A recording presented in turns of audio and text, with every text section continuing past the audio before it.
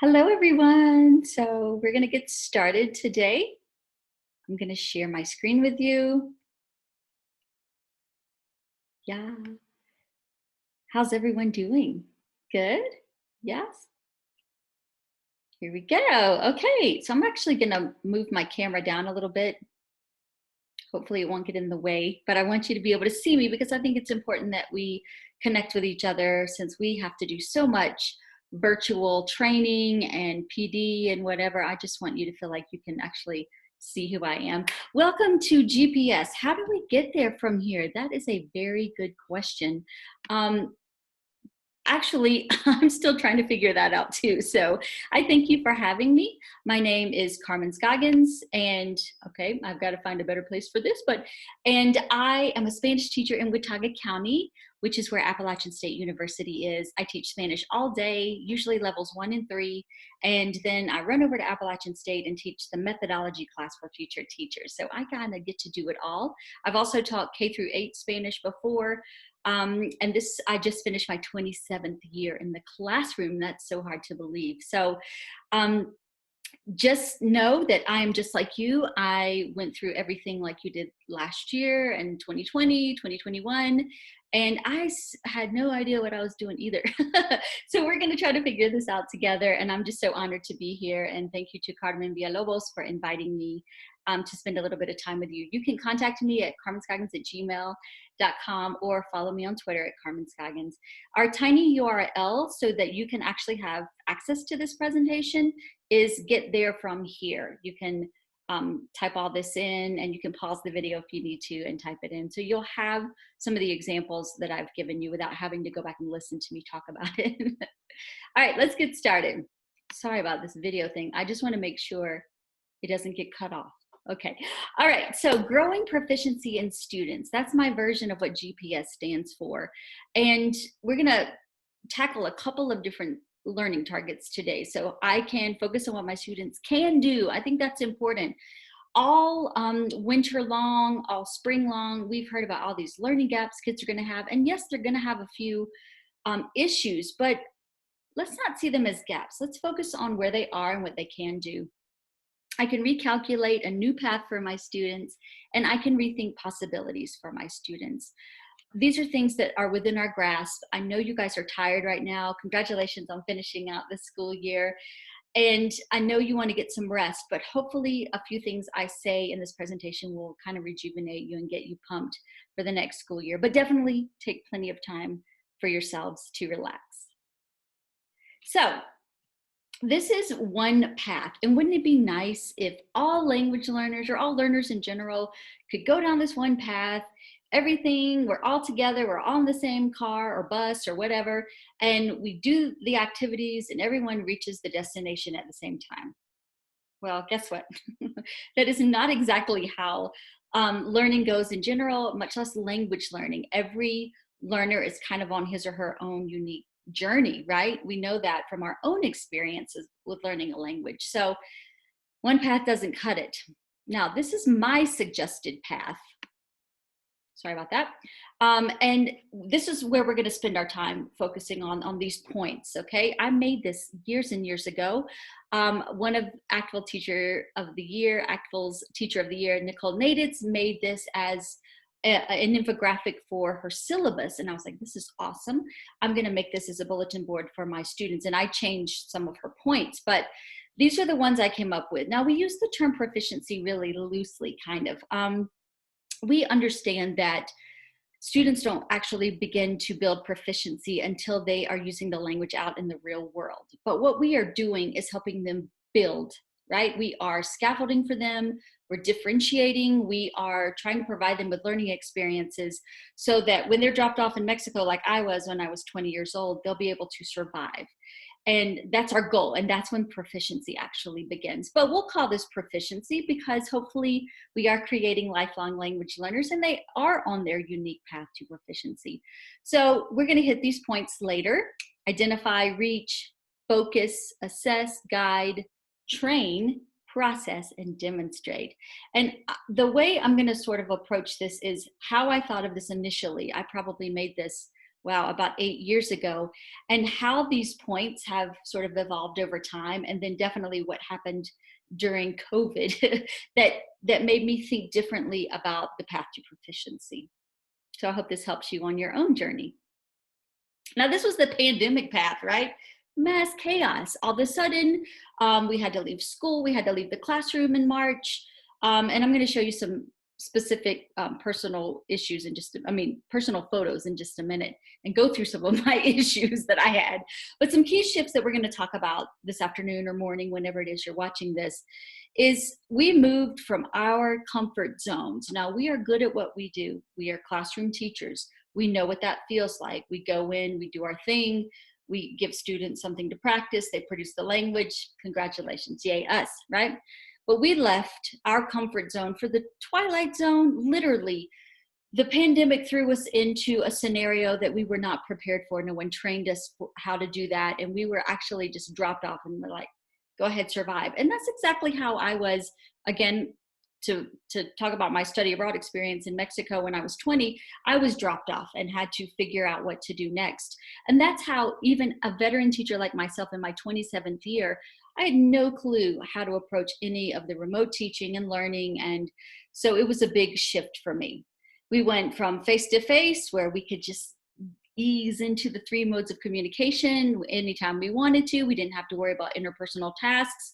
The students were together, to teaching hybrid. We went from asynchronous teaching last spring in 2020, we checked in with kids, but we couldn't require them to be on any kind of Google Meet or Zoom or anything, to 9 weeks in the fall of 2 days synchronous learning online, 2 days asynchronous learning. And then in October, we went back face-to-face, again, 2 split cohorts. We have a large school of 1,500, so half the school would come Monday, Tuesday, the other half on Thursday, Friday. Wednesday was our neutral day. And there we were wearing masks, still trying to make all these modes of communication happen. Some of you probably had to teach hybridly. I never had to do that, so bless you, because that seems like a nightmare. I did actually do that at the university level, and it was really hard. So I applaud you, whatever your system had going on. And we went from being able to teach all the things, as Meredith White would say, to really having to scaffold information for our students, because man, we just couldn't, we weren't with them as much, and we couldn't share as much with them. So these are some key shifts. Okay, this is what my classroom looked like. I'm gonna just constantly move my little video. So hopefully that doesn't make you dizzy or anything. This is me. This is a traditional Carmen Scoggins greeting her students, right? Talking about the world readiness standards, proficiency, and all that stuff. This was also me, stressed out a lot, overcommitted as I normally am, but very grateful for all the opportunities I've had, but just a little bit of mass chaos all the time. Again, these are my students. This is way pre-COVID, of course. You can see we sit in groups, nice little triangular groups. We work in the hall a lot. We get up and walk around. We speak a lot. We talk about ourselves. These were our GPS points. This is what I knew. I knew how to navigate this world, okay? And this is the last day that we had in school. I believe it was March 13th.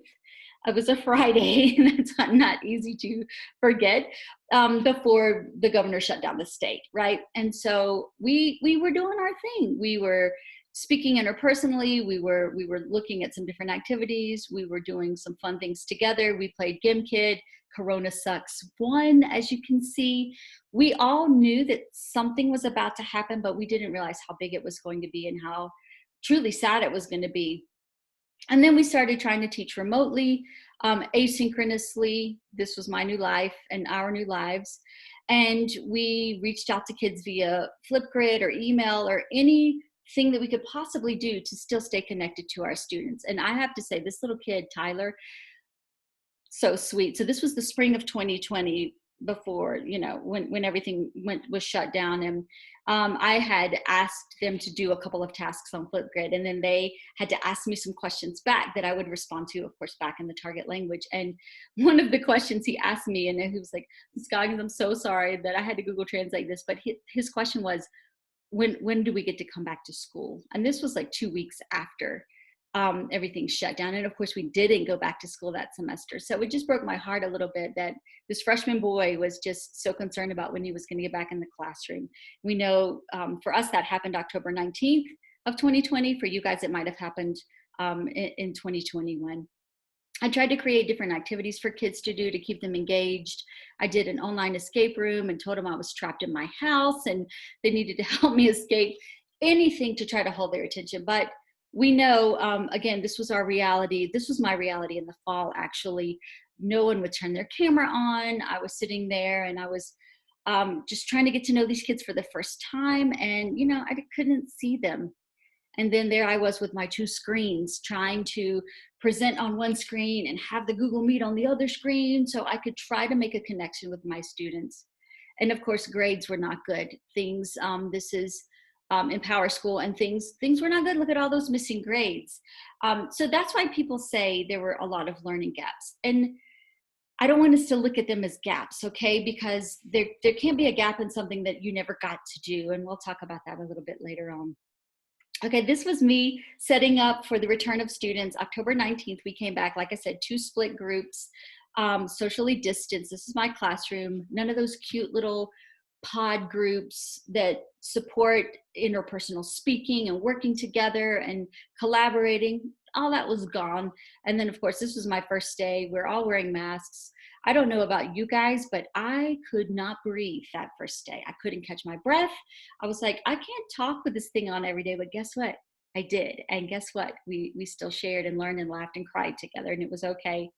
Then the winter came and whatever. And I mentioned I'm in Watauga County and we're in the Appalachian Mountains. And we typically, like in a regular school year, we might have 20 snow days. But guess what? Remote learning happened. We didn't have any snow days. So we finished school really early this year, like May 26th is when we graduated. So crazy shift for us. So again, we're just trying to go with the flow after spring break. So that was kind of the middle of April. We came back full force with about 1,300 students in the building. And here was our new 3 feet of social distancing. And you can see my students working in the hall. We tried to make things go back to normal. I'm going to talk about that a little bit too. I love this picture. These are 2 of my Spanish 1 kids, freshman boys, just getting it done. You can see how beautiful it is where I get to teach. And working together, still a little bit apart, but still masked up. And then we were able to have an actual in-house graduation. So that was wonderful. So that's a little bit of my journey to show you and tell you that, wow, look where we've come from. Look what we had to do on the spur of the moment. And we made it. And now we're ready to see, first of all, we're ready to relax a little bit for the summer. But then we're ready to see what the next school year is going to look like. So again, I mentioned these are my suggested path points that I've had on my wall. This is an actual bulletin board in my classroom.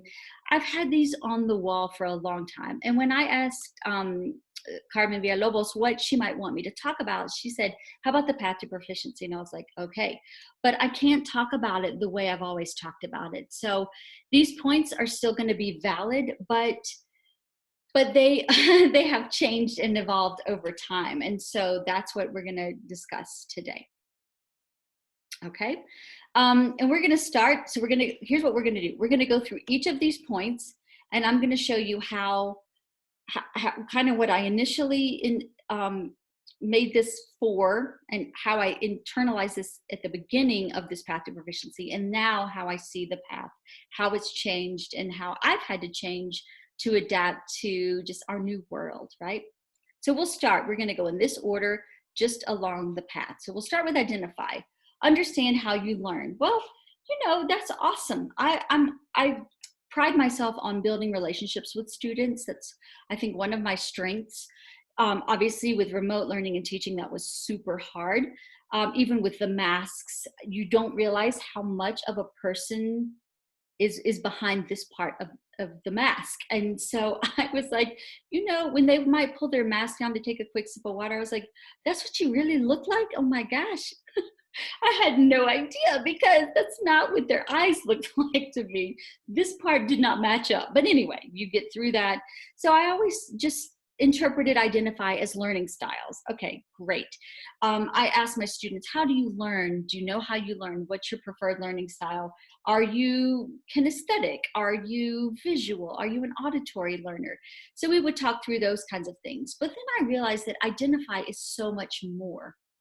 And if you've watched the other presentation that I did about how are you functioning today, some of this is going to overlap a little bit, but it's because it's class, it's life, and things overlap. So hopefully by the end of the 2 videos, you'll be like, yes, this makes sense now. So I have now taken just how do you learn, or how do you think you learn, and stretched it out a little bit to the concept of growth mindset, motivation, and executive functioning. And I will talk about executive functioning a lot in my 2 presentations that I've done for you guys. So we're going to start with motivation. What motivates you? I bet if you stop and think about what kind of learner you were in school, you guys were probably all very intrinsically motivated, right? I loved school. I was at school, and even in high school, especially in high school, on every teacher work day, just to feel close to my teachers. I guess they did a good job of building a relationship with me, and that's why I take the time, and I see that as my top priority every semester, to get to know my students. They made me feel comfortable, they made me feel special and loved, and so that motivated me to be there. But I was always intrinsically motivated about school. I loved school. I wanted at an early age to be a teacher, and so I had no problem going to school. But when I listen to some kids today, they're like, oh, I hate school. I'm like, what? How can you hate school? How can you hate learning? And it's not that they hate learning. They just maybe don't like the way we ask them to sit in rows all day and to memorize a lot of things and spit it back out at us. Maybe learning has changed over time, but we in education haven't necessarily kept up with what is best for our students. And I try my best to do that, but I still have to work within a system, as do you guys. So I think to myself, what drives students? What are are they intrinsically motivated? Something has got to be driving them on the inside. They're extrinsically motivated a lot by money, by a lot of them want to think they're going to be famous, they're going to be athletes, they're going to do this or that, they're going to make that big money or whatever. And those are great things, but what can I do? It's really impossible to teach intrinsic motivation, but there's certain things I can do to kind of nudge them and be like, you got this, okay? Competition helps with that a little bit. And a lot of those gaming kinds of things, sites that we use, Gimkit, Bluekit, they promote healthy competition. The language class is the best place for self-expression. We're using the 3 modes of communication, and we give kids choices, and we let kids just express themselves. It's a very emotional class. I cry with my students. I laugh with my students. We get angry sometimes at each other. And it's because we can do anything through the language, and I think a lot of those emotions come out. Students are allowed to be creative. I'm allowed to be creative. I love creating things, and that's, I think, one of the reasons I give maybe 12 presentations a school year to other teachers, is because I learn something from myself, and I like to create, and I like to share. And Control Z, I put this here because we all know what that function on the computer, Control Z, is. It means you can undo what you just did. And that's life. Like, why can't we Control Z half the things we do or say in life? Some of the times something comes out of my mouth and I'm like, man, I wish I could take that back, Control Z that, but I can't. But in the classroom, you can, and students can. And that leads us to growth mindset, right? If a kid does something and doesn't do it well the first time, why does it have to be the end all be all? It doesn't have to be that. We need to teach them the power of yet. And that's what growth mindset is all about. How do we foster growth? As a teacher, I'm just going to throw this out there. Can you have a fixed mindset when you ask your students to have a growth mindset? Okay, that's a serious question. Most of you have a growth mindset, or else you wouldn't be teachers, right? But the idea that, okay, a kid has one chance to do an assessment or an assignment or whatever. No. Now, do we always get second chances in life? Not necessarily, but kind of, right? I mean, let's say we don't pass our driving test the first time, we get a second chance. Or let's say you try to start a diet and things don't go very well. Well, you can have as many chances as you need to. So why do we, and trust me, I have, but why do we automatically think, okay, here it is, you've got to know it, or too bad, we got to move on? No, let kids show you where they are. Repeat, redo. Give feedback to students. And we'll talk later about getting feedback from students. This is really important. Make your feedback meaningful. Don't just say, good job, yay. Or, you know, look at all these red marks on this paper. All those things are wrong. No, that does not foster a growth mindset. You can have students plot their own progress with language. I have them reflect a lot, which I just mentioned, we'll talk about later. And just have them believe in the power of yet. Okay, again, I mentioned, kids are going to be all over the place on their language journey. So some kids are going to go down that more narrow path and do the things and be good and be successful. And other kids are going to take all these side roads and get distracted and take pit stops. And they might need to go back around. They might need to go back around the circle one more time and come out the other side. But give them that power of yet, so that they will have a firm belief inside them that they can do this with language. We know learning a language is different from learning other subject areas. Okay, so that was identify. Now we're back on my suggested path, and reach is number 2. I always was like, yes, we're going to set attainable goals. What does that mean? We're going to set some SMART goals. What do you hope to achieve by the end of our time together for the semester?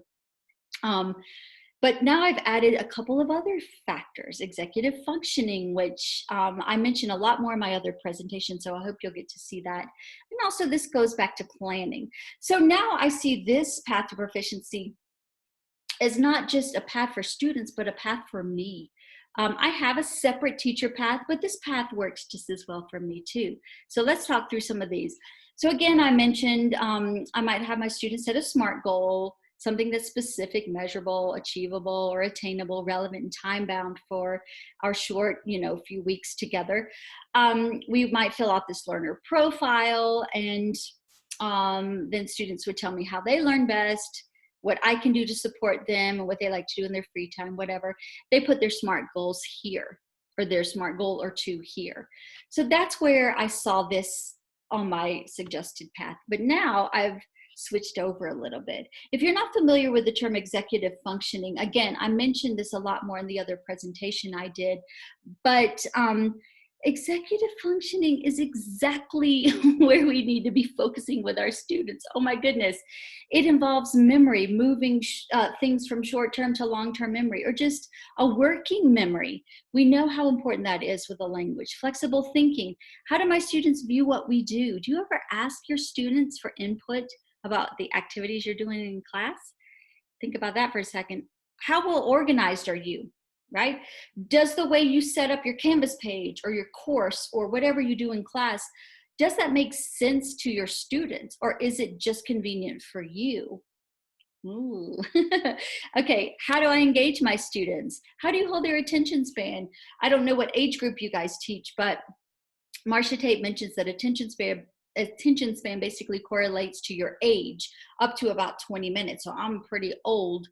Okay, I'll just tell you, I'm 49, and it's hard for me to hold my attention for 49 minutes. I can do it because I'm a good student. I mentioned I'm intrinsically motivated, but our 12-year-olds or our 15-year-olds, whoa, we got to be switching activities frequently in order to engage them. Think about a TikTok video, how long that thing lasts, like 20, 30 seconds, right? I'm not saying we're competing with social media or technology, but we kind of are in many ways. So the more you can think about these things as you plan, the better off you're going to be. And emotions, how do my students feel at the moment? How do I feel? Where am I in all of this? I involve my students in everything I go through, and maybe I share too much, but I really think it helps them relate to me and see me as a human being. So that's executive functioning. And as I mentioned, that goes back to attention span, goes into planning. I'm sure you guys use backwards design.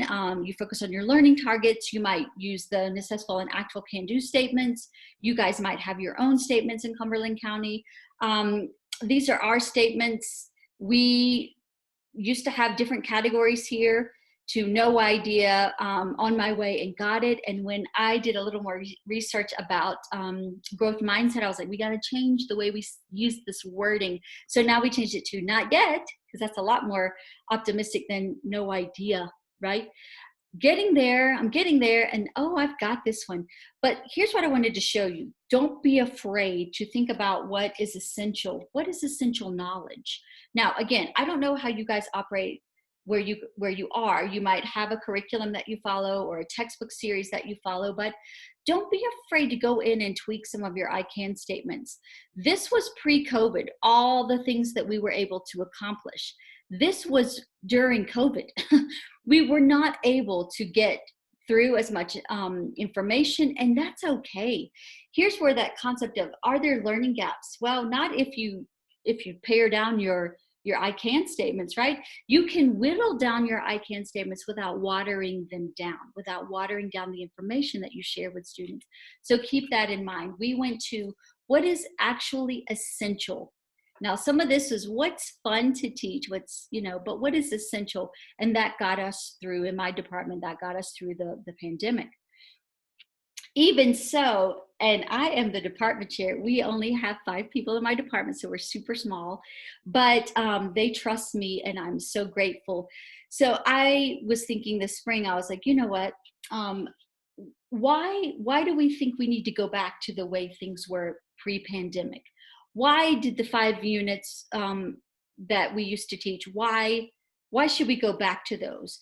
So I've tried to see this crisis in our society, in our world, this pandemic, as a chance to learn and grow from it, as opposed to everyone be like, this is the hardest school year of my life. Yes, it was. It was hard, but see it as a chance to grow from that. That's what we're here to do. I know you guys are lifelong learners, or you wouldn't be teachers. So I said, what if we took our 2 first levels of language? We only offer French and Spanish in my district. So what if we took levels 1 and 2 of French and Spanish and changed our themes? And so this is what we came up with, and this is what we'll be working on this summer. These are level 1 themes. You can see mi curiosidad, identidad, actividad, comunidad. And then this is level 2, generación, evolución, exploración y dirección.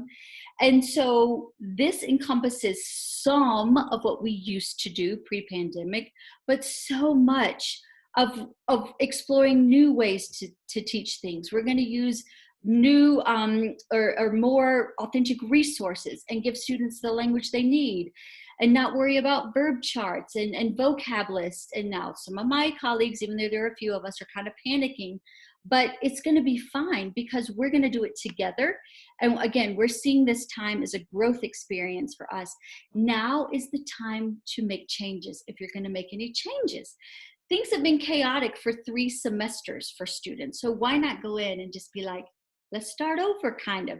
Not from scratch, but let's take things that were working, yes, keep them, and just get rid of what wasn't working, what was tired. And I will tell you that we involved our students in these themes. Now, they don't know what they're called, but we did this big survey and asked them, what do you want to learn about? And what interests you the most? And so we took their ideas to build our themes. So if you guys have any more specific questions about our new themes, I'll be happy to answer them via email. Okay, so we've identified, now we've reached, set attainable goals. I've thought about planning, and now we're going to focus. Well, in the past, this was a little easier. Focus, participate. Okay, that's great. Raise your hand. Do choral response, Then all of a sudden we were teaching remotely. Do the kids put their cameras on or turn them off? Most of mine kept them off. Use the chat. Did everyone chat? No, of course they didn't. Who was out there? I don't know. Then we got back in the classroom. Well, you speak up a little bit more because you've got that mask on. So that focus, that participate really got altered and shifted during the pandemic. So one of the things, though, that helps us just is to have class norms. When we're face-to-face in a normal school year, yes, you have class expectations. I'm sure you do. We had expectations, again, as a department. We worked really well together as a professional learning team, but we established classroom norms. Everyone needs to be seen and heard. right? We try to create a really inclusive environment. We actively contribute, your teacher supports, we learn and depend on each other. So these were whether or not we were learning synchronously, asynchronously, or face-to-face, these were our class norms. But we also had synchronous learning norms when we were on Google Meet all the time. Show up, be prepared. If you are okay, turn your camera on, mute yourselves, unless it was your turn to talk, respect each other, participate and contribute actively. Now, again, some students did, some students didn't, but we tried to set up some class norms so everyone felt connected. Okay, so that was a pretty fast segment of my suggested path, but you get the idea that students need to feel a part of something bigger, right? Before you can ask them to do these other things, like assess, for example. So I always said this was like monitoring your own progress with the language. Ooh, what does that mean? You know, kids don't focus on really what they're learning unless you ask them. So these are a few things I would ask them to do. I used, as I mentioned, more focused learning targets. What is essential? We used discussion boards. I gave them feedback. They gave me feedback, just to make things a little bit better. We always go back to that root, the 3 modes of communication. We know no matter how we're learning, that is the foundation of a language classroom: interpersonal, negotiating meaning, interpretive, what are you listening, what do you understand, presenting something, what can you share back with us, right? So we know those things. I mentioned this in my other presentation. This is an idea from Marie Chase, that she gives some kind of authentic resource, and then kids get a grade based on what they can give me back. And so we use these a lot. We call them quick checks. So if you can only give me 6 words like cognates, you get a C. If you can give me a little more, you get, and this of course, this kid chose to get a C. I'm sure he or she could have gone ahead and done B or A, but sometimes you have to let your kids make their own choices, right? There's that building of that intrinsic motivation. I can do an activity like this with students, and the next time say, how about you try to reach for B and see what you can come up with, and just try to nudge them a little bit. I also use this with my level 3 students, so their proficiency or their abilities are a little higher, and we might use a video, which of course is a little more challenging. I do let them answer these in English, though. I'm just checking for understanding. I'm not trying to confuse them with the Spanish by asking them hard questions. I just want to see what they're getting. And you can see this kid actually did a really good job. So that's assessing, right? We might use a single point rubric. These have been pretty hot for a while, so you probably are familiar with these.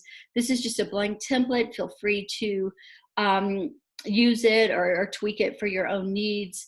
There are lots and lots and lots of examples out there online if you just Google single point rubrics.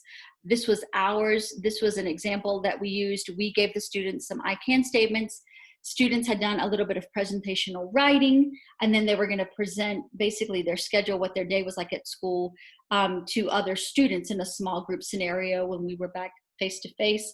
And so students used this for peer editing. So they each, got a small copy, and they would listen to their peers' presentation, and then they would make little notes out to the side in English. That's fine. When my colleague, oh my gosh, this is so funny. So this is to think about and work on, and this is, hashtag nailed it, right? We've all heard that before. Nailed it, yay, hashtag nailed it. You go on Pinterest, you find a cake you want to bake, nailed it. Well, this kid in her class was so confused. He was like, so I understand what to put over here, but I do not understand what to put on the nail edit side.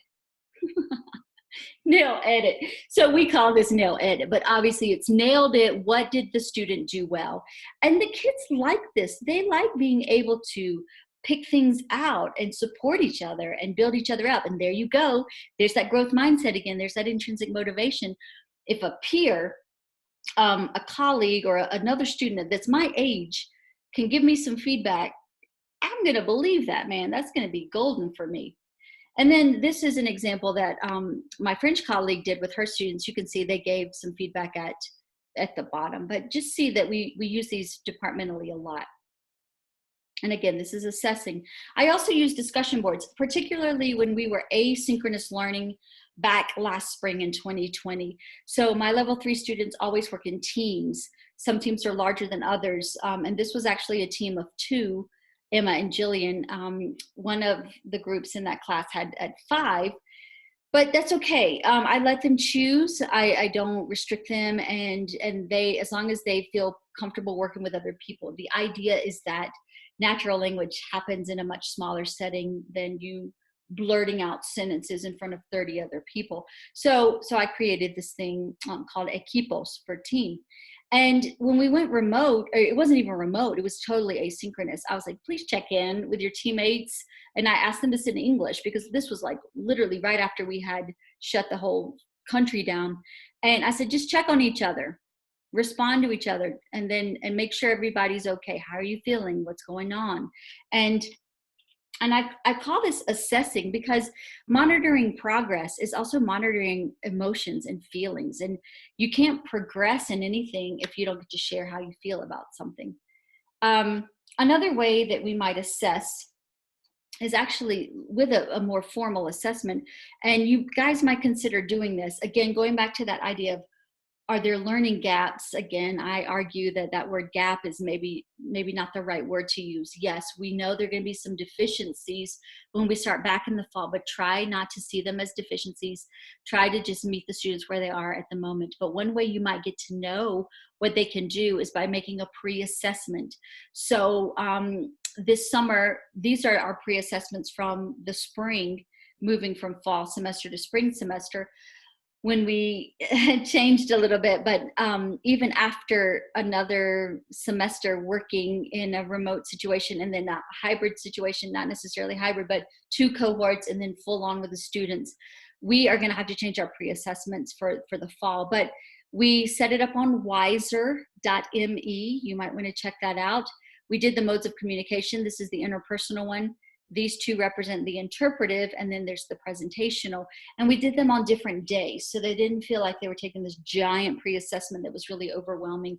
With interpersonal, we just asked them some questions.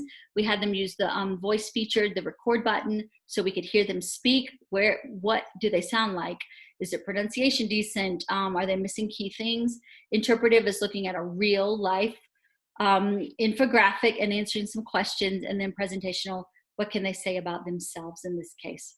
So we'll tweak these a little bit, but that might be a nice way to see where students are once you go back to school in August. Okay, now we're on guide.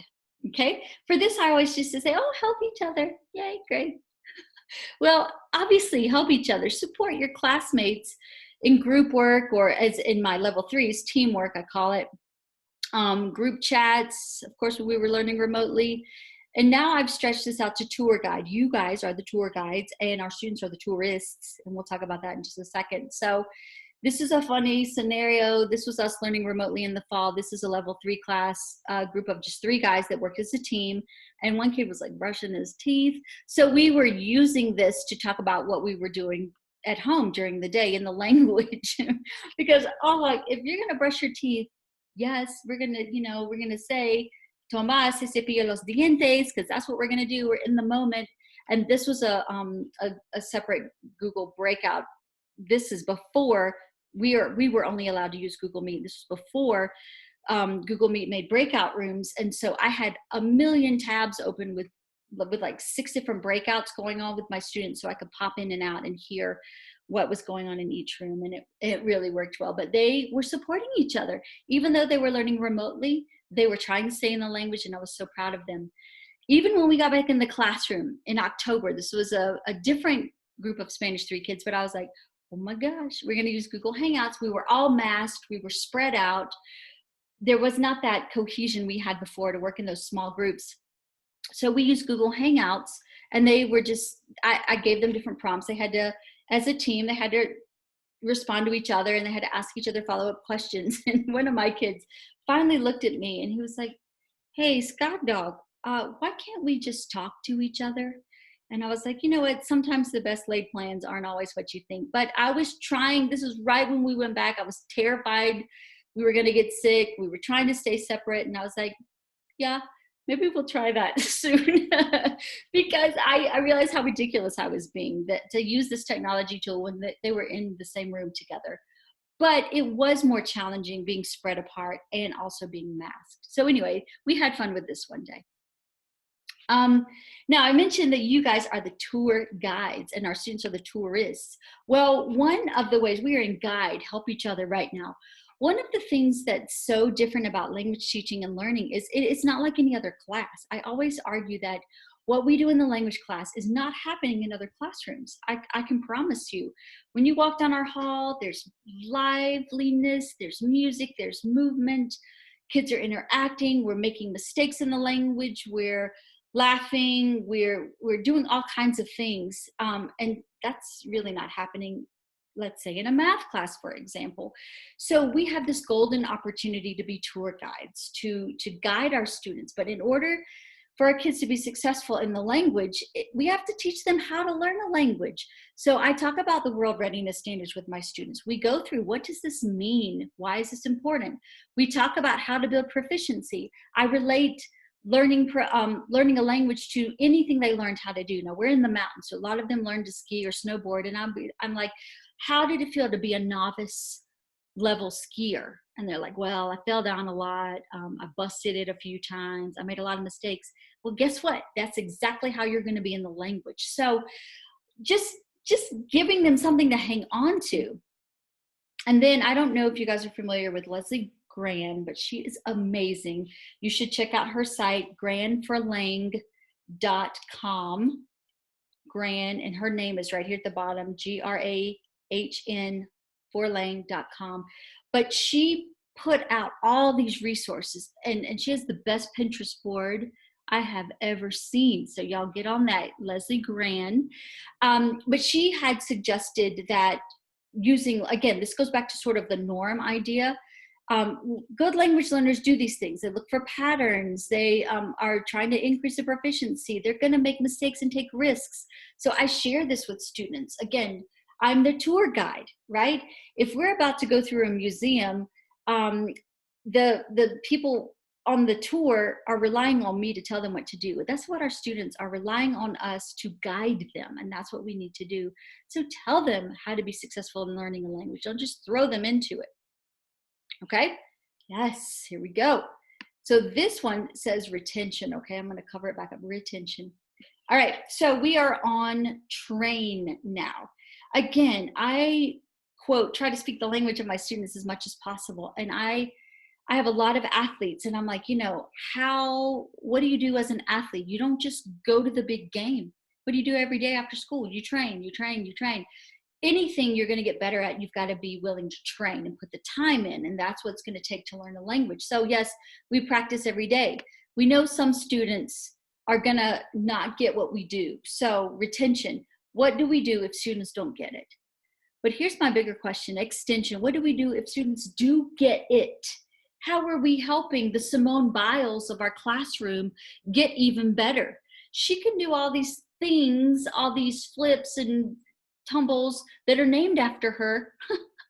But how does she get better? What are we doing to extend that knowledge for students? And I will be honest with you, I do not have the golden answer. These are things that I work on. The retention part I can handle because that's what I'm used to doing, but it's this part that I'm constantly trying to grow at, trying to give students a little bit more to practice, or some one-on-one time with me, or some one-on-one time with a native speaker or a partner, just to be able to stretch themselves a little bit. And also, this is going back to that concept of growth mindset, how to level up, how to improve, and believe that they can, right? Again, if you smack that F on that paper, that is not sending the students the right message, okay? You don't want to defeat them before they've even started trying. So the belief they can improve. For example, we do this all the time. We practice and practice and practice by playing games. We love GimKit and Blukit and Quizlet and Quizzes and the OG Kahoot, right? And we use these tools to get some feedback, to see where students are. I use them to have a quick little brain break for myself. I like to see the little piece of competition. Check this out. I even made one at the end of the semester. I talk a lot about myself, and I wanted to see what students remembered. So I made a Blukit all about me. Yes, that's a little, you know, a little whatever. I don't mean to be so narcissistic, but I just wanted to see if they could remember all the details I talked about, and it was hilarious. And the kids were like, "Oh my gosh, I scored a 100," and I was like, "Yes, so you were listening after all." But they thought it was great. Okay.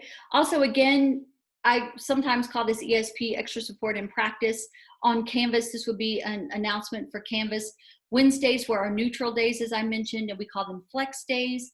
And so I might give them a quick reminder about things they needed to do, or some extension activities or practice activities. So they could see it either way. If they needed to practice a little bit more, if they wanted to stretch themselves, they could do other things. That was just one way I tried to provide both retention and extension. Again, I mentioned this actual slide in the other presentation, the idea of leveling up. If you are a Spanish teacher, or if you know Spanish, you know that these are statements that we use Jamboard for this activity. My students created based on an authentic image they were looking at, and we know that they are not correct, right? But instead of defeating them again, is the message understood in each of these sticky notes? Yeah, I can understand what they're trying to say. So then we worked together as a group and decided how to level up, how to make these a little bit stronger. And again, that goes back to the whole training. This is them training. They know now that they've made these mistakes, and here's a way to make them better. But also that idea that it's okay if I made a mistake. There's that Control Z again. Go back around to it and let's approach this together. Okay, now we're on the process. We're getting close to the end of my suggested path. Hang in there with me. Reflect as you go. We know the power of reflection. I have to say that I am probably one of the most reflective people I know. I don't realize that I do it as much as I do, but when I go back and think about things, I'm like, wow. John Dewey says that we don't actually learn from experiences, but we learn from reflecting on experience. And if you think about that, that is so true. If I just go through something, oh, big deal, whatever. But if I take a minute and say, now, how did I react? How did I respond? How did I feel? Could I have done things differently? Would I do things the same way? That is where we really learn to grow. So check in with your students. Social emotional learning, reflect, ask them hello. And I say this is 50-50. I used to see it as just straight up reflection, but what can I learn from my own reflection, and what can my students learn from their reflection? So this is for the teacher and the student as well. I always have them go through their I can statements and monitor their own progress and reflect on what they can do and what they can't do. And they have to verbalize that to me. I don't know if you remember before, but when I had growth mindset, feedback to students that leads to feedback from students. Ask your students to let you know how they're feeling about certain things. Check for understanding. We use formative assessments every day. Teach them how to level up, how to grow from their experience. Again, remember what John Dewey says. We don't learn from the experience until we reflect on it. So I might have them reflect on an activity. If we do a choice board, I might say, tell me what you chose and why did you choose that? Is there anything you might want to do differently? Is there something you were afraid to do? And we always reflect at the end. We use our I can statements, no matter how long or small the list is, but we say, this is what I'm proud of, I want to improve, and how am I going to improve? There's that growth mindset piece. But I ask them to give me feedback. I also ask them to support each other. At the beginning of the semester, I often ask my level 3 students who are choosing to go on to level 3 to give advice to my level 1 students or to reflect on these things. And this is my favorite answer I've ever had in 27 years of teaching. Why should we learn another language? It's hard to see this, but it says to unite the dang world. That came out of a 15-year-old boy's mouth, to unite the world. I couldn't have said it better myself. So just putting this up in front of people. Now, this was pre-COVID, but you can do this on a Jamboard, on online sticky notes, whatever. Just hearing the voices of your students. Now, we talk about using the target language 90%, absolutely. But a few things of reflecting and knowing how to learn a language and just sharing experiences with others. It's okay if it's done in their native language or whatever that is, but it's okay to share certain experiences in English. At least that's my philosophy. But hopefully you don't disagree. If you do, that's fine too. I always give an end of course survey to my students. How do they feel? Do you feel prepared to move on? And this was this semester, so even after our interesting learning environment, um, most people feel very prepared or somewhat prepared. So that's good. That leads me to believe that only a small percentage um, isn't that prepared. And I guarantee you, once I tease this out into deeper questions, they would tell me it's because they didn't put in the effort that they needed to. They're very honest. Kids are going to be very honest with you if you just ask them. Okay, last point on my suggested path: demonstrate, use the language outside the classroom. Well, guess what? When COVID hit, we couldn't go anywhere. We were always at home. And so students that thought, language just exists in these four walls, no. Now they had to do things at home. So that got the language into the home at least, but we couldn't go anywhere. We couldn't go out into the community. So now that things are opening back up again, we might be able to do things online or chat with friends or whatever, but here are a couple of suggestions I had. We had them do things at home. Like I made a video of me doing things around my house when we were talking about verbs and actions. And I filmed part of my house, me doing different chores and everything so they could feel connected to me. We had them count things in their house because we couldn't do anything. We couldn't go anywhere. Again, this goes back to an idea that Leslie Grand suggested. And I found some of these on my own, but some of these are hers. She actually found some posts and things going on with the pandemic. And so I turned this into an activity for my level 3 students. If you access my presentation, you can actually click on this and make a copy of it if you want to. They had to comment on different things in the target language, of course. So just reminding them that language is everywhere and all around them all the time. I even have a class Instagram page, and students don't have to participate because some families don't want their kids on social media, and I get that. But a lot of my kids did participate. And so I might pose a question and then they would start commenting, or I would take a picture when I would go out and then they would have to respond. This is from a long time ago. This is from 2016, but it's my favorite one because I asked them if they like menudo and they were like, most of them didn't know what it was. So then it involved them looking it up and figuring out. And then they were like, oh, no way, no me gusta. But things like that, just to help them connect to the outside world. And realize that Spanish is all over the place. One of our new themes is mi curiosidad. And in that, and mi comunidad, that's level 1. And we're going to have them document experiences with the language outside the classroom in a real way. And so I'm really excited about that because kids are just oblivious to like what's around them unless you ask them to think about it. So we're trying to take this to a whole new level. Like I said, why go back to doing things the way we used to? Why not stretch ourselves a little bit? Okay, again, this was my suggested path. And as you can see, my own path that I've had in my classroom for 8 years, identify, reach, focus, assess, guide, train, process, and demonstrate, has evolved, not just in the last year, but definitely over time. This shows me how much I've grown as a teacher. And it just makes me happy to think of how I'm looking at things now. Instead of just one way, I'm trying to see things in a whole different way so I can help my students become better language learners and to build that proficiency. As you know, not all students need the same path, right? This is our reality. We all start here and we hope we all end up together. And this is all the different, right? I might go straight down the middle here. Somebody else might take this path and stop over here for a minute before they reach the end. We just have to be flexible and know that a lot has changed in our lives in general.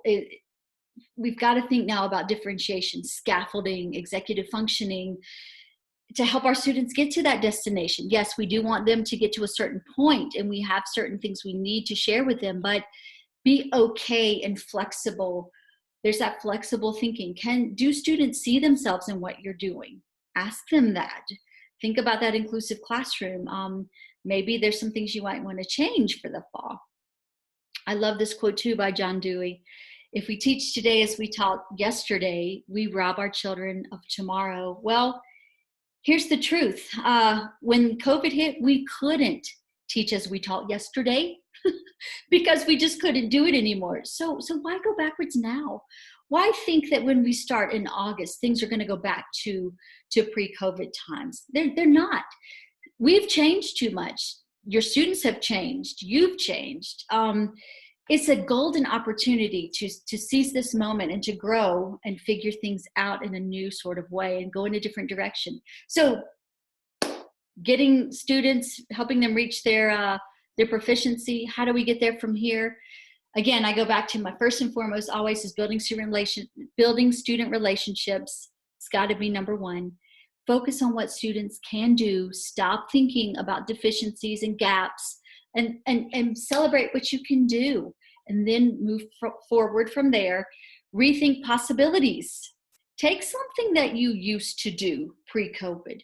How could you jazz it up a little bit, or how could you see it in a different way? Recalculate. What does that mean? We have to recalculate. When you're using your GPS and you miss a turn, recalculating. That's what she says, right? It's okay if we have to recalculate.